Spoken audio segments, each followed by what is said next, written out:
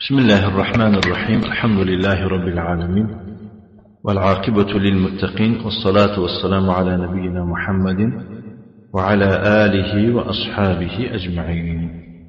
أما بعد، فنتابع درسنا من كتاب التعليق على الأصول الستة لشيخ الإسلام محمد بن عبد الوهاب بن سليمان بن علي رحمه الله تعالى، والتعليق لفضيلة الشيخ العلامة أحمد بن يحيى النجمي رحمه الله تعالى. نعم.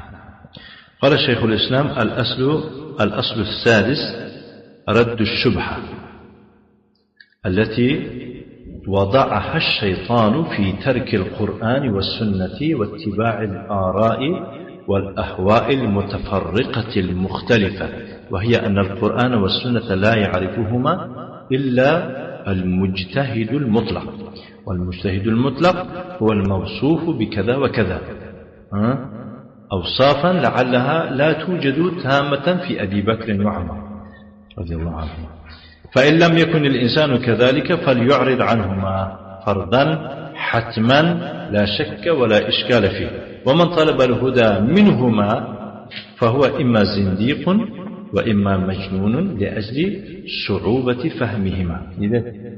وكان این ششم اصل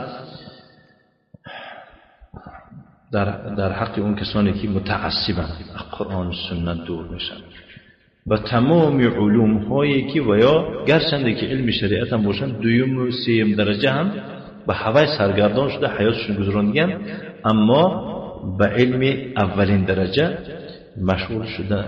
مشغول نمیشن. در باره همون میره اختصار. اصل ششم رد شبهه است که آن را شیطان در باره ترک قرآن و سنت و پیروی از رأی و خواهشات پراکنده گوناگون گذاشته است. یعنی شیطان اومده چنان یک شبهه پرداختگی است که انا همون شبهه به مبتلا شده هم گرفتار شده هستن که همون بیماری که اطراف شیطان گرفتن که به سبب وی قرآن ترک میکنن، سنت ترک میکنن و به سبب همون شبهه شیطانی پیروی فقط به خواهشات پراکنده گوناگون شده بر همون مشغول هم. نه. و آن از اون عبارت است که قرآن و سنت را جز مجتهد مطلق کسی نمیداند میگن. نمیده قرآن نرسید میگن به قرآن معنا نتید میگن قرآن اینا فقط حقی که حق مجتهد مطلق است و مجتهد اون کسی است که دارای چنین و چنان صفت ها باشد. گفته بعد نقد میکنه مجتهد شده، یعنی آنها قرآن و حدیث را یعنی چنان یعنی که دشوار سخت گفتن که وی فهمیدن نمیشه، فقط برای وی قرآن فهمیدن این خیلی صفت در کار، این خیلی صفت در کار، اون خیلی صفت. و شیخ میفهمد که شاید آنها را در ابوبکر و عمر و پرگی یافته نشود. اون صفتایی که ویا میمونه که перечень میگن که دکومنت для поступления با روس میگن که برای یک جدرمدن انامین تو حجتات تیار میکنه برای خاطر قرآن فهمی که وعبدوا الله ولا تشركوا به شيئا، الله را عبادت کنید و به او یگان چیز شریک قرار ندید.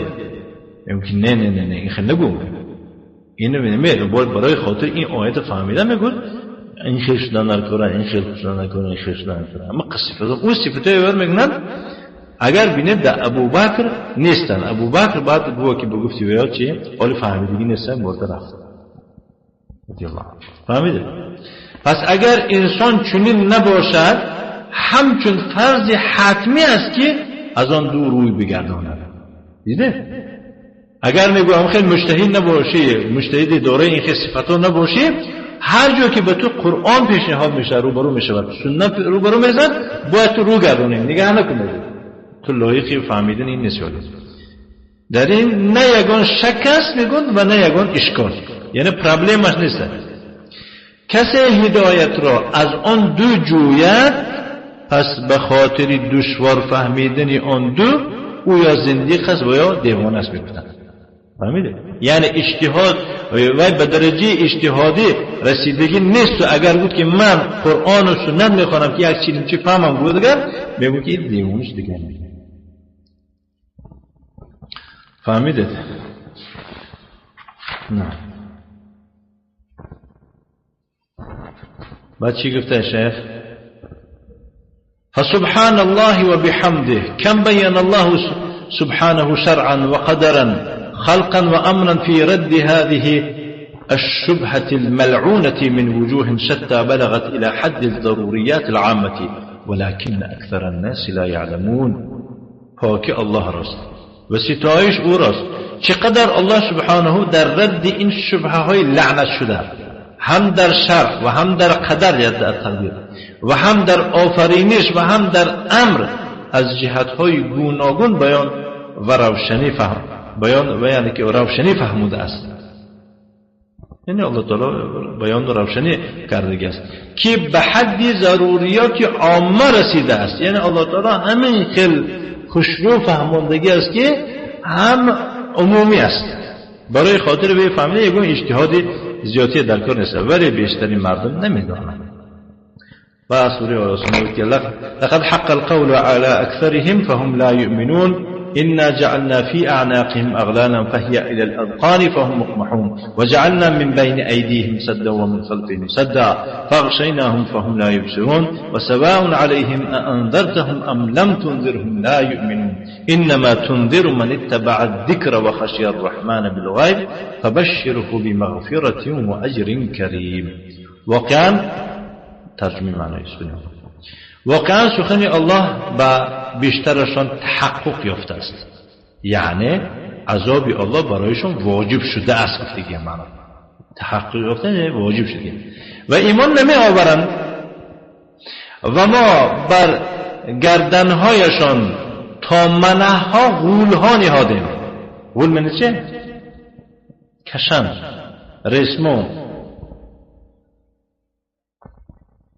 یکی چوبایی که میزنن نیز دگرشو دستوش میدارن که نمیگو جای گریختن نمیتونه پوشن زنجیر بند میکنن. چنان که سرهایشان به بالاست به پایین آورده نتوانند. یعنی همه خیلی و چوب ترنگ شما نکنی اون گلشون باید نمیتون تعود. خب این چی گفته می؟ یعنی این کنایه به ایمان نآورده نشان است. یعنی چنان می والله تعالی واجب است که اینا دوزخ دارن که بعضی انسان ها را که و دیگه سرخم نمی کنن، یعنی ایمان نمی برن. در برابرشان دیواره کشیدیم و در پشت سرشان دیواره، یعنی پیش و پسی اونها دیوار کشیده شده است، پرده داره و بر چشمانشان نیز پرده افکنده ایم و که افکنده تا نتوانند دید. چرا؟ یعنی یگان خیر را نمی بینند و با آن راهیاب هم نمی شوند. تفاوتشان نکنند. یعنی چی معنی دارد تفاوتشان نکنند؟ یعنی یکسان است، تأثیرشان نمی کند، فرق ندارد چی آنها را بترسانی چی نترسانی، ایمان نمی آورد. تفاوتشان نکنه یگان دیگرگونه حاصل نمی شد در بیان. خواه ترسونی خواه نترسونی، خواه امر معروف شکنی خواه نهی منکر شکنی. تنها تو کسی را بین میدهی که از قرآن پیروی کند و از رحمان در نهان بترسد، یعنی الله را نادیده در غیب ترسد.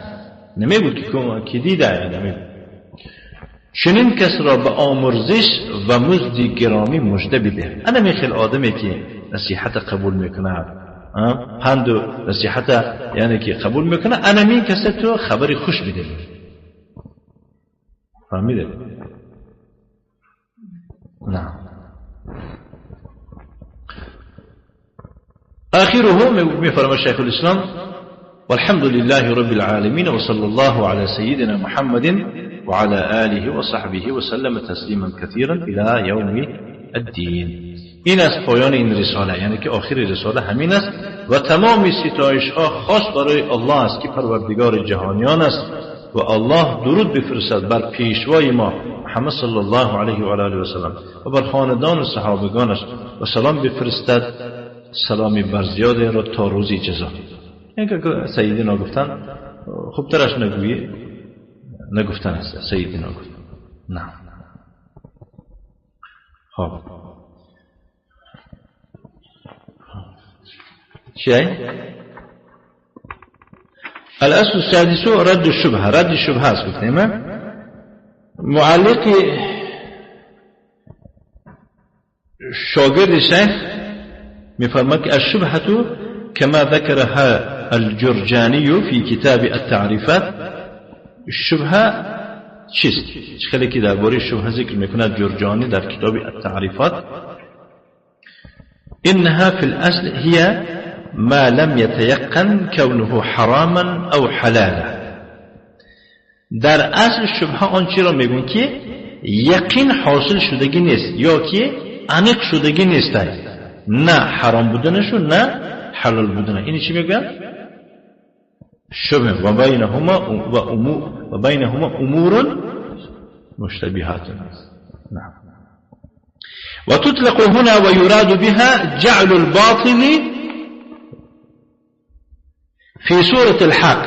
شبهه در این درس شیخ یا که گویم در این موضوع امروزه درباره چی صحبت می‌کنه؟ شبهه در اینجا اراده کرده میشود باطل را در صورت حق کرده نشان دادن.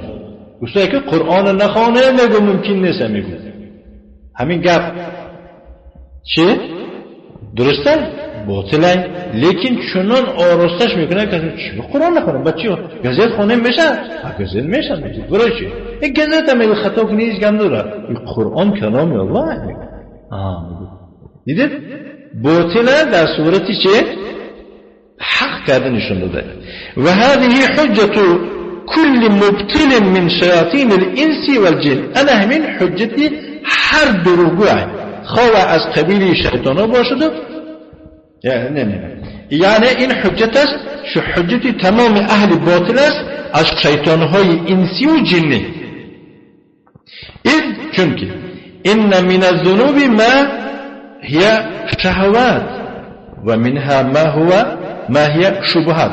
چونکه اساسا گناه ها از دو چیز صادر میشه. همین گناه کدام انسان یک جنایت خود دزدی کرده، فحش کرده، چی کرده، این کرده، اون گناه باشد، اگر شما انالیز کرده برید یعنی تفتیش کرده برید، یا همون گناه از قبیل شهوت شدگی است یا که از قبیل شبهه. فهمیده؟ همه یک دزدی کرده از قبیل شهوت میشه یا که چه؟ یا که شبهه. شهوت پول میگو خونی بند یا پول چی باید دور من ندارم. یک کسی دیگه قرآن یعنی این نمیفهمم، این برای فهمیدن خیلی کار بوده. این چیه؟ این شبهه. فالشهوات اعنی بها فعل الاشیاء المحرمه المعلومه من الدين بالضرورة كتحريم شرب الخمر. شهوت یعنی مراد از آن کردن چیزهای حرام بودن وایها انیق هستند.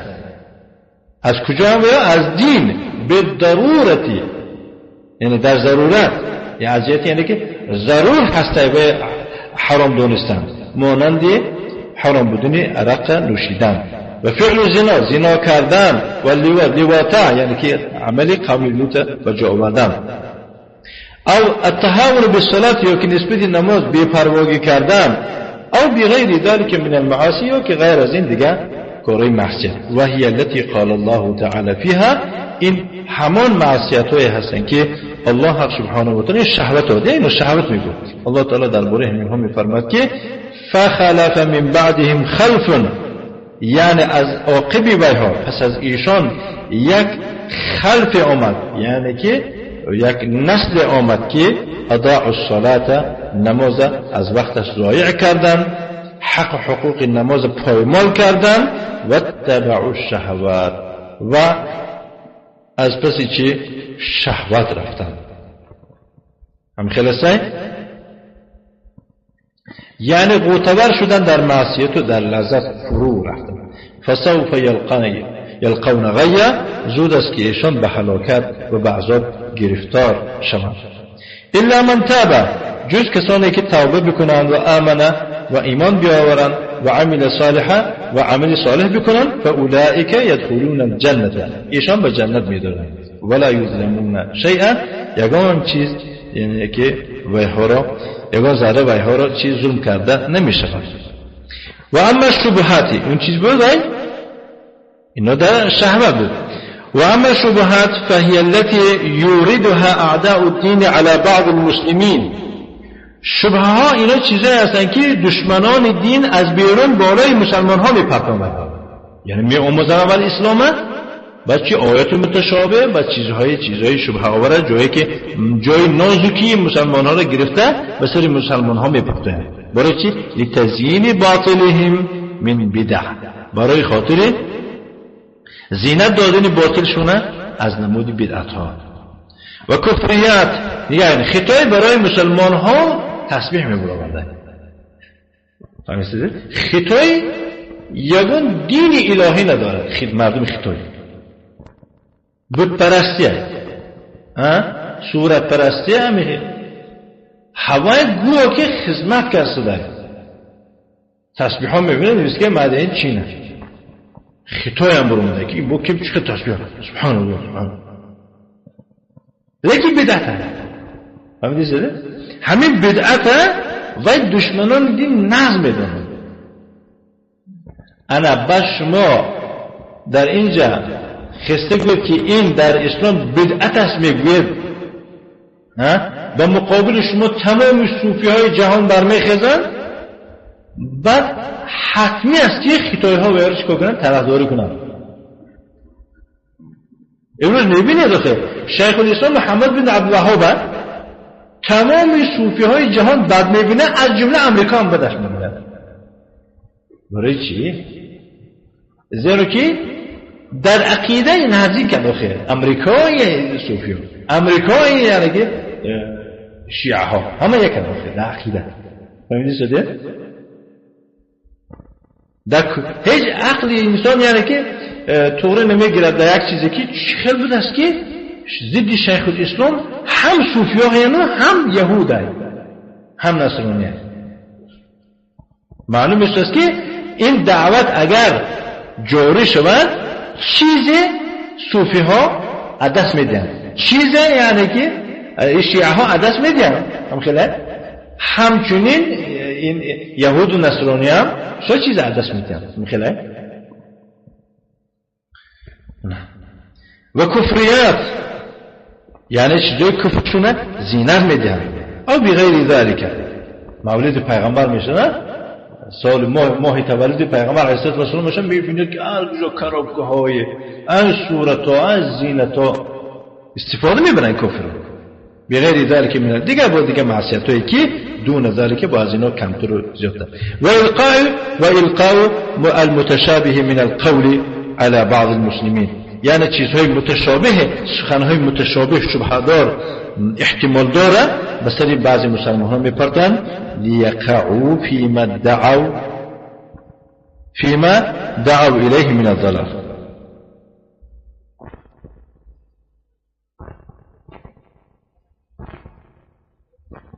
دعوا نمیشه، دعو میشه، فیما دعوا الیه من الضلال، تا که مسلمان ها بیافتن گفته در همون چیزی که در همون ضلالتی که ایشان را به همون ضلالت دعوت میکنن، یعنی برای خاطر مسلمانان در ضلالت چی معتبر کردن.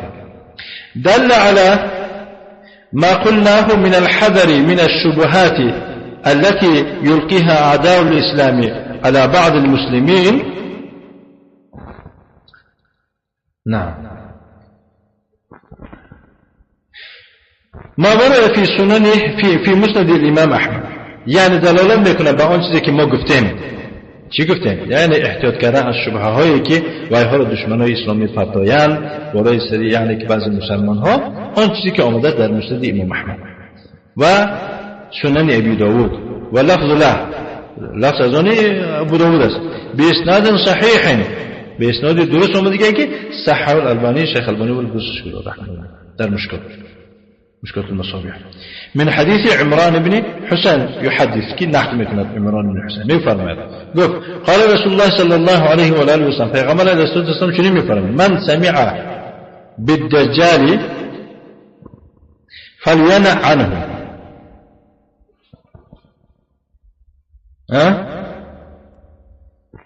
کسی از یعنی درباره دجال بشنود باید که چه شود؟ دور شود از اونجا بگریزن. فهمیدی شده؟ بعضی آدم‌ها چیه با میگن که یک شیعه اومده فلونجا یه خیلی میکشینه ببین چی میگه قلا. فهمیدی شده؟ سواد ندارن. bu مرد مجلس از میشنه. فهمیدی شده؟ بعد میگردد میگه با نزدیک اهل علم من نقدارا میره. این شیعه ها میگن که همه خیلی تاریخ هستن چه خیلی و بعد پرسیدن میگه. بعد واقعا عیب طرفی معاویه بود یا که طرفی علی بود گفته اینجا میگه که هم دین اجو مهمون معاویه گفتم با ایران یک کس اومده با صحبت بیان سیستم شخصا کردن شد. انا دیده دجالن باید که هر جور که خبری دجاله و به همون پی این درباره دجال رفته دجال زاده ها دجال به خسترداشتگی کسا هر جور که دجال شنیدن از اونجا گوریزه که والله این الرجل لیأتیه و هو یحسب انه مؤمن. قسم به الله میگوید پیغمبر علیه السلام انسان میشود که به نزد دجال میباید و هو یحسب انه مؤمن.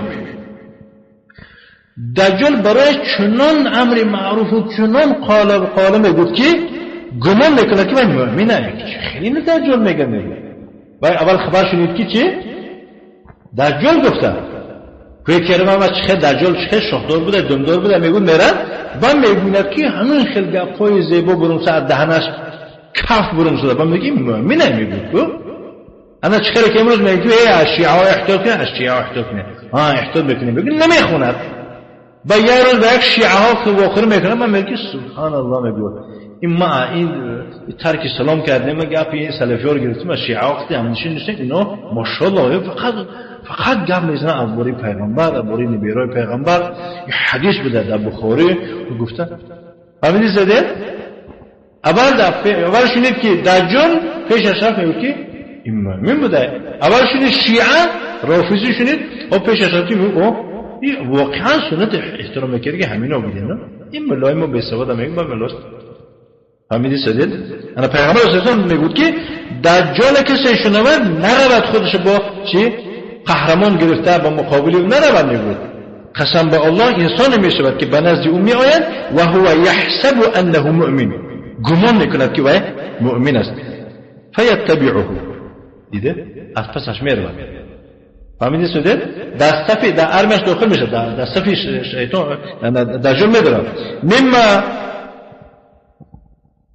اکدوم جهت مما يبعث به من الشبهات او لما يبعث به من الشبهات دو تا روایت هر جای من دیدم یعنی از کدام جهت و پسی ورته از بخاطری میشه مما بخاطری آن شبهه هایی که به او پرتفته است فهمید چنان شبهه ها میپرتفت که قولش میگره حتی بعضی میگن که معذرت راست گفتم ما پشتون ویاشتم ما شما رو مخ گپ زدیم و بعضیش میگه مشرمندگی خودش فهمیدید میگه که عذر میگه شما بری شما تماما دیگه یا خیلی ملامور میدن که نه میگه با بری شما تماما دیگه فکر داشتیم و اینا چی من هیچ گم نداره هیچ چیزی نگه اما خیلی بود مارباز هستم میگه فهمیدید و چی میگم هیچ چیزی نگه ممکن است در اسلام غیبت نیست با این میگه با اون مولای بیچاره که رختی به سوالش که من ايش ما من کرده حتی ما گفتیم است که شما رو غیبت کرده و میگه مثلا یه جاهل در هر فرم بازگرا میگه نه که ما حتی گفتیم که ما شما رو غیبت کردیم گفت که بله الله سپردیم دیدید این آداب ان شاء الله بچه من یاد دارم میخونم ایرانش میشم باشه مقصد چه بود دیگه در جل چوش بود استغفر الله و اتوب و من تلك الشبهات و بعضی از همان شبهه ها که اورده اعداء التوحید فی هذا الاصل دشمنای توحید که این شبهه ها را در این اصل میپرتویند از چی باره؟ من الدعوة الى ترک العمل بکتاب الله دعوت میکنن. نگاه کنید، یعنی از جمله همون دعوت هایی که یا که شبهه هایی که انا و یا دشمنان دین، دشمنان توحید در این اصل شکلی که شیخ الاسلام میفرماید پرتافتگان دعوت و پروپاگاندا میبرن. به خاطر چی؟ به خاطر ترک عمل به کتاب الله و ترک عمل کردن به سنت پیغمبر صلی الله علیه و سلم. حجتشون چیست؟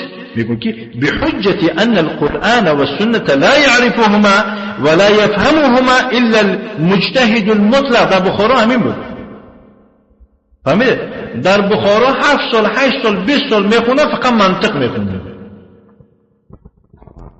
فقط چیه؟ منطق میخوندن. در توحید و در تفسیر همش صفر بودن. گفت شیخ ما تحت الصفر بودن، فهمیده؟ چی میگفتن؟